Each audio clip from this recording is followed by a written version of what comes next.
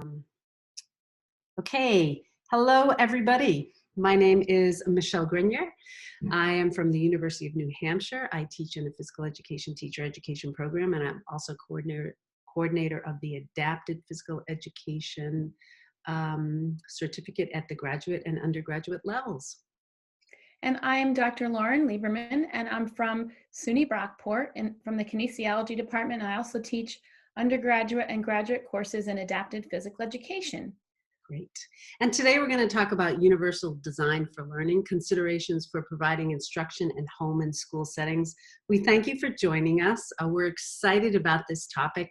As you can see, on the right, Universal Design for Learning in Physical Education, Lauren Lieberman, myself, Allie Bryan, and Katrina Arndt, recently published book through Human Kinetics. We are really passionate about the whole concept of universal design for learning. And particularly we thought it would be timely given the experiences that we're all having with home learning and school learning, and how as educators we've had to change our learning platform. So we're going to go over some of the basics of universal design for learning during this presentation. First of all, a few things. I'm sorry about that. What we want to make clear is that universal design for learning is not just for students with disabilities. Okay, it is for all of our learning. And I think what I've been talking to educators about what's happening now and what's going to happen when students return in the fall is that they're going to see even wider range of skills and abilities based on the students' experiences. So for me, it just really speaks to the need for universal design for learning, and that we will have to be flexible with our instruction in order to allow each student to reach his or her potential. You're going to have to think a little, just as we've had to do now, we're going to have to think a little differently about the way we're instruction and how we can bring students back, and probably recursive learning with what they may have had last fall, and then bringing it back home, really reteaching much of that. So UDL, consider UDL as you think about planning both now and in the fall. So again, I want to reiterate what Michelle said, that universal design for learning is for all students. And UDL started in architecture, and it evolved into more special education in the classroom. So this is a framework from Universal Design for Learning, focusing on the classroom. And if you'll notice, the three main areas that we're going to hit on a lot today are multiple means of engagement, multiple means of representation, and multiple means of action and expression. And under each one, there's an access or a more surfacey level, there's a build level, and then there is a internalized level. But the goal of each one, the goal of engagement, is making their learning purposeful and motivated. So for engagement, the concept of engagement, or the idea, is that we want to get the kids motivated, excited. We want to pull them in. And so recruiting their interest is, what color do they like? What music do your students like? What are they watching? I know our students right now, they're really interested in that Tiger King. They can't stop talking about that. So you start talking about Tiger King, you will have their attention all day. But what are your students like? What's going to pull them in? What activities do they like? And so you want to build on it, and you want to get to a point where they can actually determine their own goals and dreams and their own motivation for that unit. And so engagement can't happen unless you have good teaching. So multiple means of representation is, how do you instruct? How do you teach? And so using a variety of different ways that's going to pull them in: visual, kinesthetic, auditory, using the students for demonstrations. And so building on that, giving them access and getting more into the depth, building on that, and then getting all the way to making sure they understand the concepts and the skills that you're teaching. And then lastly, action and expression, multiple means of action and expression. How do you have the students show you what they know? And so it could be assessment, it could just be expressing, and it could be physical action, cognitive, it could be communicating, just saying. For example, if you're playing volleyball, discussing how would you rotate on a volleyball court? Where do you serve? Where's the service line? Where are we allowed to serve from? What's the purpose of a serve? You know, going through the different aspects of a skill and an activity and making sure that students can express what they know. And then making sure at the end that it's strategic and it's goal directed. What is your objective for that class and that lesson, and how do you find out what your students learned? Great, Lauren. Thank you very much. Having gone through engagement, representation, and action expression, as you can see, well, maybe you can't see, but at the bottom, this is all taken from the CAS website. What we have done in our book, UDL, is taken these 3 levels: access, build, internalize, and goal setting, those tabs on the left, and really translated those for the physical education setting. So you can see really what these originally classroom type concepts mean when applied to the physical education setting. But the end game for all of us is to create a physically literate individual, right? So we want students at the end to be purposeful, to be motivated, to be resourceful, knowledgeable, to be strategic and goal oriented. So this is really a framework that we've expanded to the physical education setting for educators. And again, you know, when we think about UDL and we think about this planning stage, we can't ask our students to do the same thing in the same way. We know that they each express themselves differently. Think about you, what interests you, how you learn, what you're missing, what you're not missing. So particularly during this time, we need to engage our students a little bit differently. We need to allow them to express themselves, and by creating these learning situations, how are we conveying this information? Really, really essential during this time. And so, as Michelle was saying, that framework was created for special ed or classrooms, more academic classrooms. So what we did is, can you go back to this? Sorry. What we did was we kind of are trying to interpret it for the physical education classroom. So multiple means of engagement means stimulating students' interest and motivation for learning in the gym or in the field in a variety of ways. So for example, we can give the students a variety of equipment to maximize their opportunity to respond, to pull them in, to make them excited about the lesson. Oh, great. I'm afraid of a hard Frisbee. I'm excited to be working with this softer Frisbee or a smaller Frisbee. Or I really am embarrassed because I can't jump rope. So I'm going to pick the jump rope that's cut in half and it's not going to get tangled in my feet. And so the game and rules are modified to address multiple learning domains. And then once I am comfortable, I can move to a more challenging Frisbee or jump rope or harder rules. And the same thing for multiple means of representation. Instruction. How does the teacher present the information? How are you presenting that? And the course content in multiple formats so all your students can access it. Auditorily, visually, kinesthetically, and approaches specific to the needs of your students, such as maybe tactile modeling. Maybe you need to give them some physical assistance.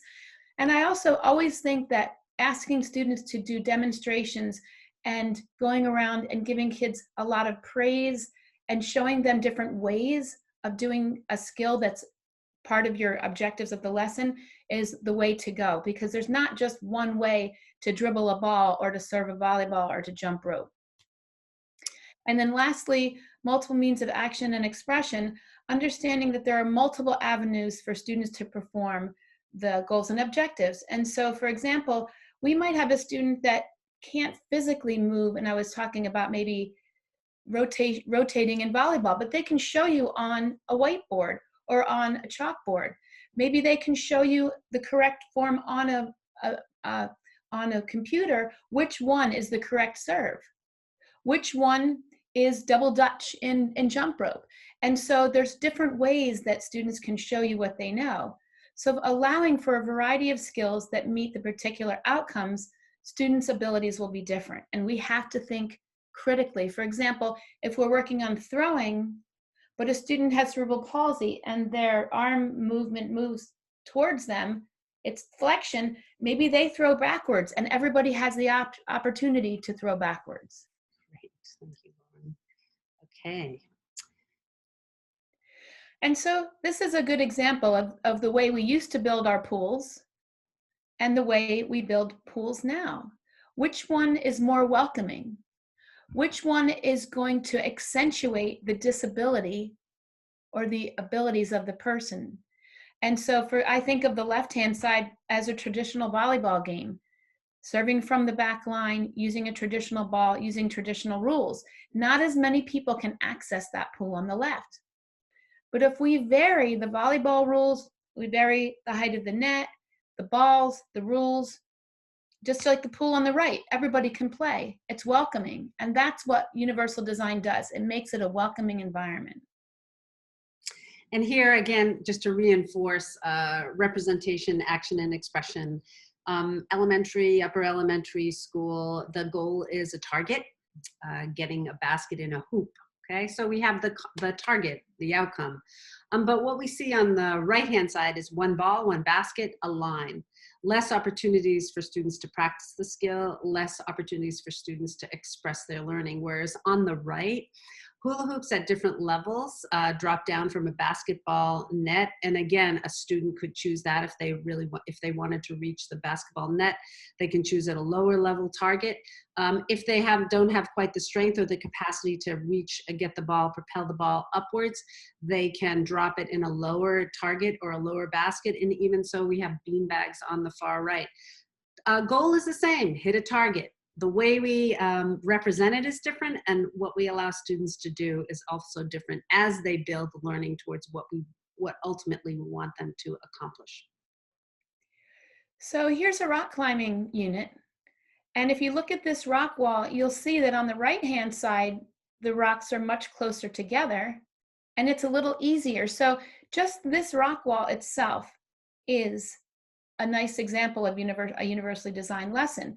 So if I'm new to rock climbing and I'm a little nervous, I might pick the rocks on the right as opposed to the rocks on the left. But the other thing I like about this wall is that they can climb the wall to climb the wall, but they can also climb the wall to create a pattern. It doesn't have to be how high can I get. It can be, the objective can be, let me see if I can go across, up, around. I can make a square, I can make a circle. And these are the kind of goals and objectives you have to think about before you start the lesson. Thanks. And then again, you may have some students who don't have the capacity to climb vertically, but can move across horizontally. So that same wall could be used as a traversing wall. But here in this, we've got sensory engaging materials such as scarves and bells, so that really a more severely impaired child is able to reach, grasp, or track that. Whereas it could also be open to students without disabilities. So within this situation, we have a lot of opportunities for handholds with colors and size of the option, and whether you want it to be more challenging or easier depending on what your hand is able to do and your body strength. And again, if you think about that first picture, many of the students that we have in our climbing wall in New Hampshire Hall want to climb the wall, but they're just not psychologically, physically, or emotionally ready to climb that wall. It's a challenge that has a little bit of risk to it.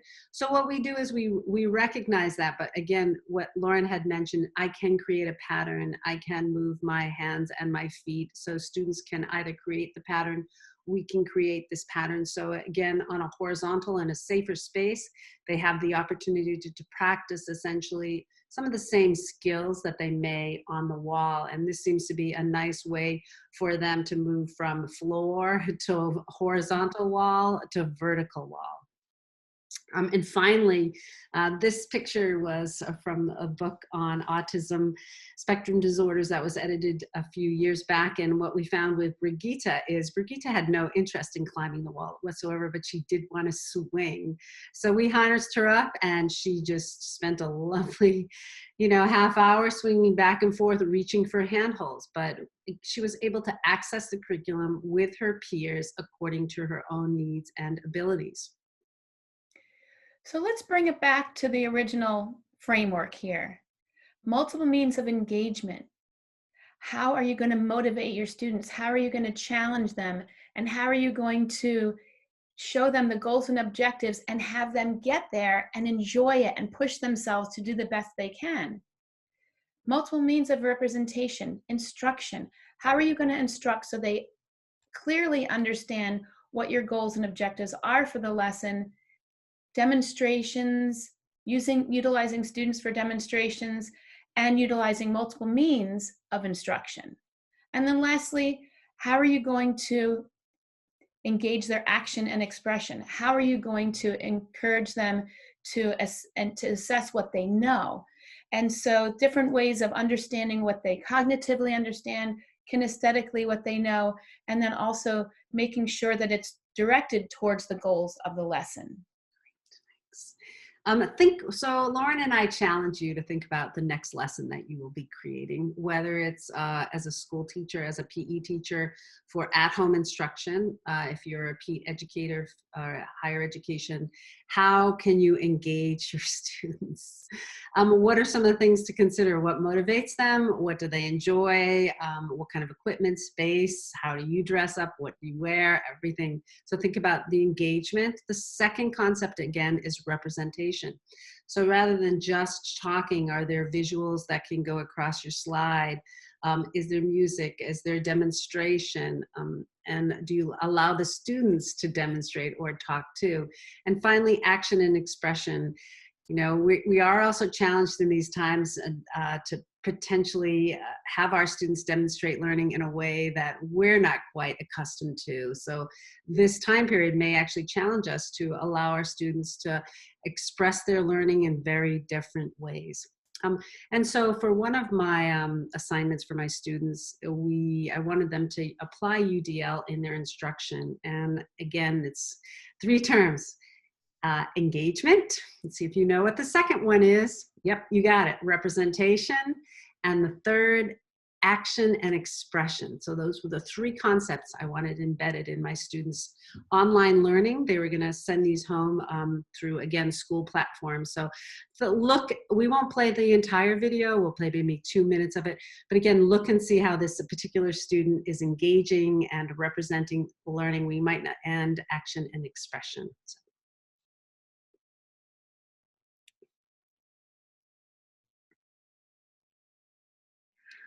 Hi girls and boys, my name is Miss Nelson. Today, I'm going to teach you how to do some super cool juggling moves with things that you probably already have in your own home. On the table in front of me, I have 2 pieces of tissue paper,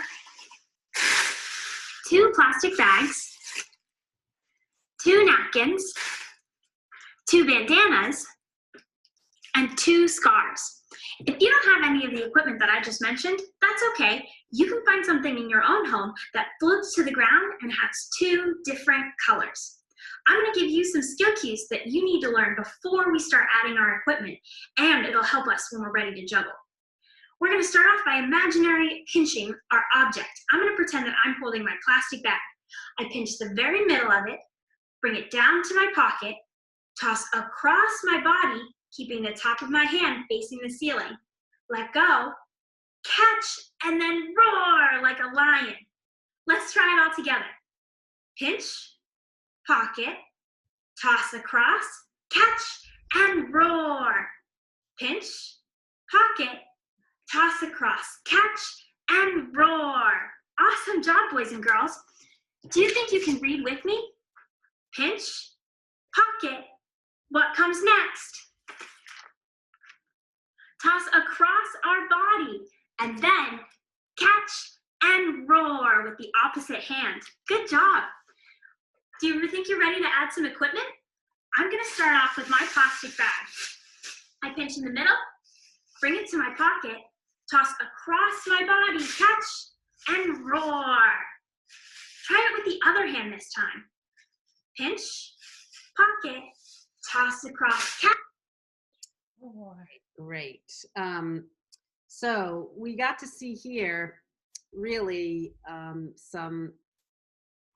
great example of engagement lots of equipment, especially home equipment, what you had available. How many of you tried that activity? I actually got to be a better juggler after I did that. It was wonderful. So I even went through the heavier weights.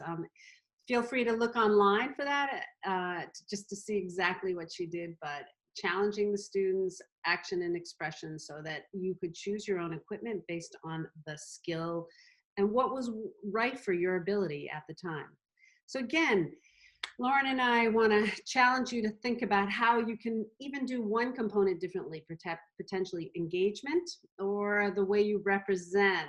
Think about numbers of teaching, or whether you allow polling in your Zoom questions, in your Zoom platform. So how can you represent your learning, and how do you allow students or encourage students to express their learning in different ways? And so that PE, that video can be found on Seacoast PE, Promoting Active and Healthy Learners. It was developed with the concept of UDL in mind. So all of the videos have multiple means of engagement, representation, and action and expression. Feel free to go to that anytime. We'd love for people to use that. It's developed by PE teachers for students. And finally, again, we want to thank you for coming. If you have more questions, you have questions for Lauren and I, our email is on the front opening slide. If you would really like to see the cast and play for physical education, we encourage you to purchase ebook or rent the Universal Design for Learning in Physical Education. We're excited about it. We think it's a great book, but more importantly, both of Lauren and I feel this whole concept of UDL is really something that we want our educators to really embrace, so that all of our students, disabilities, not disabilities, competitive, exceptional, will have the opportunity to learn in their own way. So again, thank you for coming. Lauren, I don't know if you want to say anything before we sign I just also want to thank Michelle, and I also want to thank Human Kinetics for putting this whole series together. It's really a shame that we couldn't have the SHAPE convention, but I know that we're all going to learn a lot from each other. So thanks to Human Kinetics as well. And thank you, everybody. Good luck during this time. We wish you good health and well-being. All right, take care. Bye-bye.